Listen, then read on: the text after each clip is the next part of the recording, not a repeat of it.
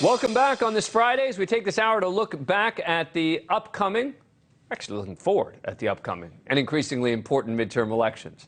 We now focus on Pennsylvania in what is certainly one of the country's most important Senate races. Competitive battle there for the seat left open by retiring Republican Pat Toomey, and it's getting uglier by the day as Republican candidate and celebrity heart surgeon Dr. Mehmet Oz and current Democratic Lieutenant Governor John Fetterman take the gloves off. The latest back and forth has to do with Fetterman's health following a stroke in May. Oz held a press conference in which he and Toomey raised questions about Fetterman's fitness for office and amped up the pressure for Fetterman to commit to face Oz on the debate stage. John Fetterman is either healthy and he's dodging the debates because he does not want to answer for his radical left positions, or he's too sick to participate in the debate.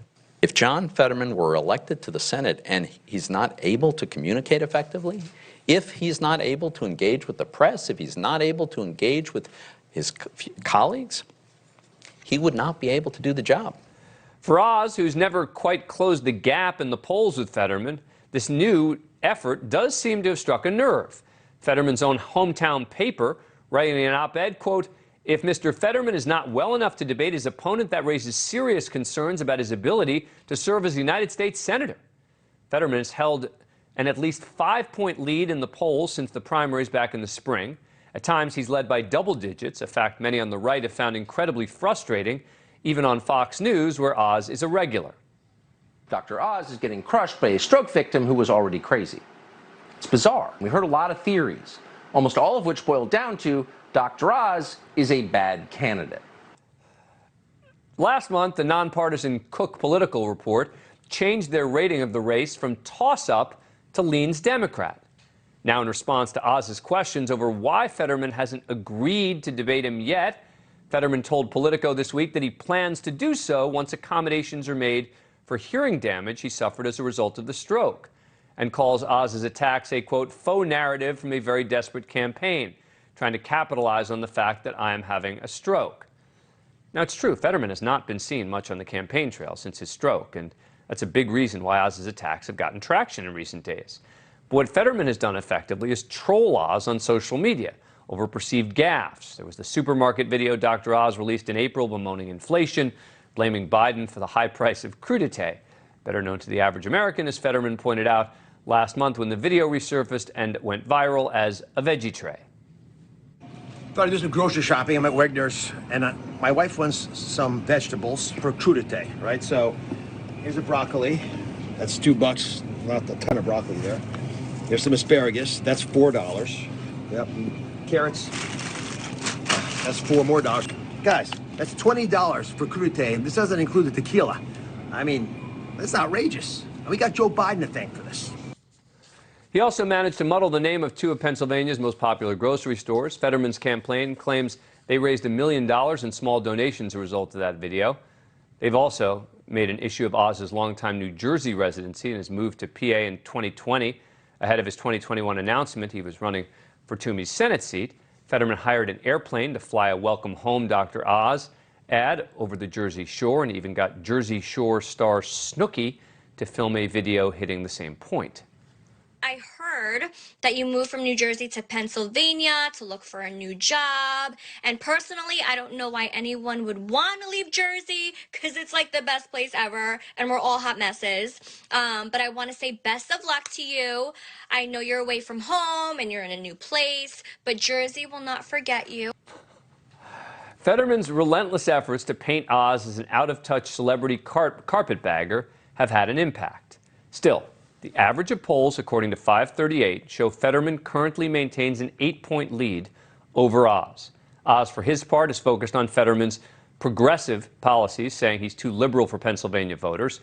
And one thing that can and has helped Oz in the key swing state, which Donald Trump won in 2016 and lost in 2020, has been Trump's endorsement. This guy's a disaster. He comes in with a sweatsuit on. I've never seen him wear a suit. A dirty, dirty, dirty sweatsuit. It's really disgusting. You know, I'm a clean freak. I'm a clean freak, Oz. I don't like those dirty sweatsuits. They're disgusting. Fetterman may dress like a teenager getting high in his parents' basement. But he's a raging lunatic hell-bent on springing hardened criminals out of jail in the middle of the worst crime wave in Pennsylvania history. Oz hopes the Senate race in Pennsylvania will be a referendum on Biden, his policies and low approval ratings, inflation, the economy, and on the issue of the Supreme Court overturning Roe v. Wade. Fetterman has resurfaced audio from May in which Oz called abortion murder, while Oz has attacked Fetterman as supporting abortion at all stages of pregnancy. Fetterman has said he supports women's access. The point is the two candidates seem quite different. You got rugged, tattooed, seeming tough guy pushing his carefully curated blue-collar mystique, or the wealthy celebrity Republican endorsed by Trump, but he's ready to debate the issues. If only his opponent would meet him on the debate stage. Joining me again is Allison Young, the Republican strategist based there in Pennsylvania. All right, so I know that you are hoping that Oz pulls this out. You have previously said on this show that you think he's still got a shot here. He appears to be down by 8 points or so in the average of polls. Do you think he's still got a shot? I do. And I also talked to some folks close to the campaign earlier this week. We were talking about this whole issue about the numbers seeming to narrow. So I do think that the momentum is on Oz's side here. You have to remember that we had a very bruising primary, Republican primary. Fetterman didn't really face that on the left. And there was $50 million in negatives spent against Dr. Oz in that primary. So the momentum is definitely at their backs now. The wind is at their backs, the Oz campaign, is they're starting to pull a little bit closer, get away from that negativity, and really frame, they're doing a better job of framing John Fetterman as out of touch with Pennsylvania, this kind of Bernie Sanders, AOC extremist.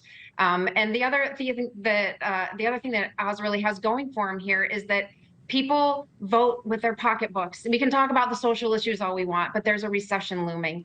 And the voters that care about inflation are senior citizens and they're middle-class voters, and they're the ones that are really pulling for Oz right now. So what does Oz need to do? I mean, this is a lot of ground to cover before the election. I mean, it can't just be, well, he's got the trends going. That's not going to make up 8 points. What does he got to do? He's got to get people to show up. You know, the challenge is we have a couple of the other major race on the ballot here in Pennsylvania this November is our governor's race. And the gubernatorial candidate on the Republican side is not generating the excitement among Republican voters. So Oz's number one challenge is he has to get people enthusiastic, showing up and getting to the polls in November, because I think that we could wind up in a situation like Georgia is, where we're going to have split ticket voters, people voting for the Democrat for governor and the Republican for Senate. I think that's the most likely outcome. Because you don't think that Doug Mastriano has any real shot against Shapiro for the governor's race?